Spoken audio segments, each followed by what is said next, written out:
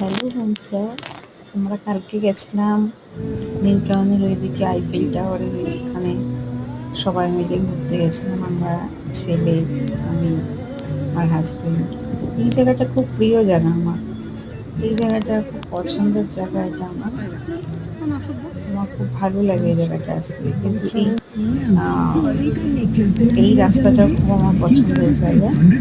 এই রাস্তাটা আমার খুব ভালো লাগে। আমরা যখনই ভালো লাগে না, আমরা এই দিকটায় চলে আসি। এই পরিবেশটা আমার খুব ভালো লাগে এখানে। আর এই যে দুদিকে চারিদিকে গাছ, চারিদিকে এইটার জন্য আমার বেশি ভালো লাগে।